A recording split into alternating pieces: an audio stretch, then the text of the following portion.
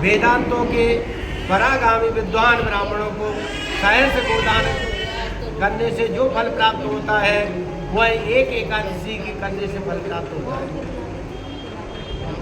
जो देवताओं के लिए भी दुर्लभ है। रात को भोजन कर लेने पर उससे आधा पुण्य प्राप्त होता है तथा दिन में एक बार भोजन करने से जो देहधारियों को भोजन का आधा फल प्राप्त होता है। जो जीव जब तक भगवान विष्णु के प्रिय दिन में एकादशी उपवास नहीं करता है तभी से तीर्थ दान और पुण्य का फल प्राप्त नहीं होता है। इसलिए पांडव श्रेष्ठ तुम इस व्रत का अनुष्ठान करो। कुंती नंदन यह गोपनीय यह उत्तम व्रत है जिसका मैंने तुमको वर्णन किया है। हजारों यज्ञों का अनुष्ठान करने से जो फल प्राप्त होता है वो एक एकादशी के करने से फल प्राप्त होता है। युधिष्ठिर ने पूछा, हे भगवान, पुण्यमयी एकादशी तिथि कैसी है, कैसे ये उत्पन्न हुई, इस संसार में क्यों पवित्र मानी गई है तथा देवताओं को कैसे प्रिय लगती है, क्यों लगी है प्रिय? भगवान बोले, हे कुंती नंदन, प्राचीन समय की बात है, सत्य युग में मुर नाम का दानव रहता था। वह बड़ा ही अद्भुत था और अत्यंत रौद्र तथा संपूर्ण देवताओं के लिए भयंकर था। उस कालस्वरूपधारी उन दुरात्मा महासुर ने इंद्र को भी जीत लिया था। संपूर्ण देवता उसके परास्त होकर स्वर्गलोक से निकलकर भाग चुके थे और संकित तथा भयभीत होकर पृथ्वी पर विचरण करने लगे थे। एक दिन सब देवता महादेव के पास गए। वहाँ इंद्रों के भगवान शिव के आगे सारा हाल सुनाया। इंद्र बोले, हे महेश्वर, हे देवता, स्वर्गलोक से भ्रष्ट होकर ये पृथ्वी पर विचर रहा है। मनुष्यों में रहकर इसके शोभा नहीं होती है और कोई भी उपाय बतलाइए, देवता किसका सहारा ले? महादेव जी ने कहा, देवराज, जहाँ सबको शरण देने वाले, सबकी रक्षा करने वाले और सबके ऊपर तत्पर रहने वाले जगत के स्वामी भगवान गरुड़ध्वज विराजमान है, वहाँ जाओ। तुम लोगों की वहाँ सभी तरह की सुनाई होगी। भगवान श्री कृष्ण कहते हैं, हे युधिष्ठिर, महादेव जी को बात सुनकर परम बुद्धिमान देवराजेंद्र संपूर्ण देवताओं के साथ वहाँ गए। भगवान गदाधर क्षीर सागर में जल में सो रहे थे। उनका दर्शन करके और इंद्र ने हाथ जोड़कर स्तुति करने लगे भगवान विष्णु से। इंद्र बोले, हे देवेश्वर, आपको नमस्कार है।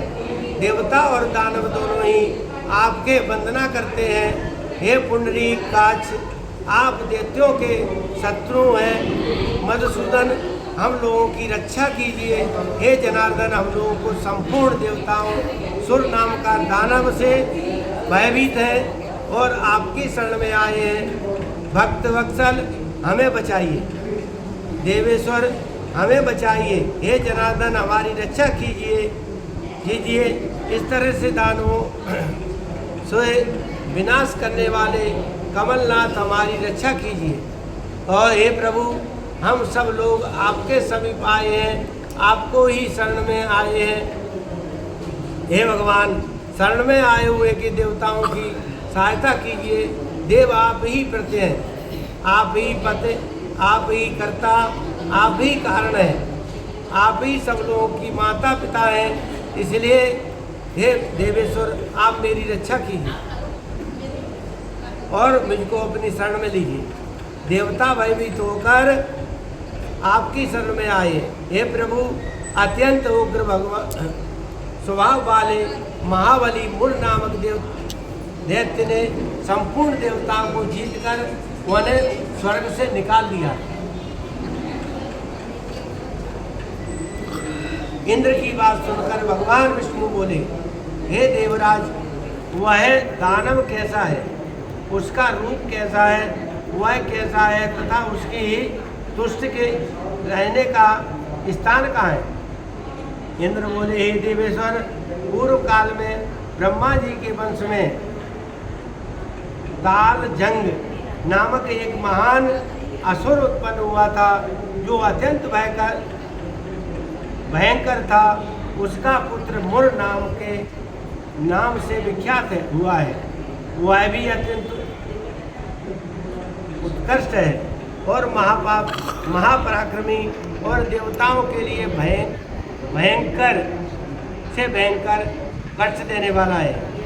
और चंद्रावती नाम से प्रसिद्ध नाम एक नगरी है, उसमें वह वास करता है। उसे दैत्य ने समस्त देवताओं को परास्त कर दिया है और स्वर्गलोक से बाहर निकाल दिया सबको। इसके एक दूसरे ही इंद्र को स्वर्ग से सिंहासन पर बैठाया है, दूसरा इंद्र बैठ गया। और अग्नि, चंद्रमा, सूर्य, वायु सभी ये देवताओं को भी बाहर निकाल दिया है। हे जनार्दन, मैं सच्ची बात बता रहा हूँ, उससे सब कोई दूर से ही कर लिए हैं और देवताओं को जो उसने प्रत्येक स्थान से वंचित कर दिया है। इंद्र का कथन सुनकर भगवान जनार्दन को बड़ा क्रोध हुआ और वे देवताओं को साथ लेकर और इंद्रावती में पुरी में गए। और देवताओं ने देखा, हे दैत्यराज बारंबार गर्जना कर रहा है, उससे परस्पर होकर संपूर्ण देवता दसों दिशाओं में भाग गए हैं। अब वह दानव भगवान विष्णु को देखकर बोला, खड़ा रहे। उसकी ललकार सुनकर भगवान नेत्र क्रोध से लाल हो गए और वो बोले, अरे दुराचारी दानव, मेरी उस भुजाओं को देख। यह कहकर श्री विष्णु ने अपने दिव्य बाणों से सामने आए हुए और दुष्ट दानवों को मारना आरंभ कर दिया। दानव वैसे विहल हो गए और पांडुनंदन तत्पश्चात श्री विष्णु ने दैत्य सेना पर चक्र का प्रहार किया और उसी दिन उससे छिन्न भिन्न होकर सैकड़ों योद्धा मौत के घाट उतर गए। इसके बाद भगवान मधुसूदन बदरी का आश्रम को गए। वहाँ सिंगावती नाम की गुफा थी जो 12 योजन लंबी थी और पांडु नंदन उस गुफा में एक ही दरवाजा था। भगवान विष्णु उसी में सो रहे थे। दानव मुर भगवान को मार डालने के लिए और वहाँ गया, वह उसके पीछे गया। वहाँ पहुँचा, उसने भी उसी गुफा में प्रवेश किया। वहाँ भगवान सोते देख उसे बड़ा हर्ष हुआ और उसने सोचा, यह दानवों को भय देने वाला देवता है, अतः निश्चय ही इसे मार डालूंगा।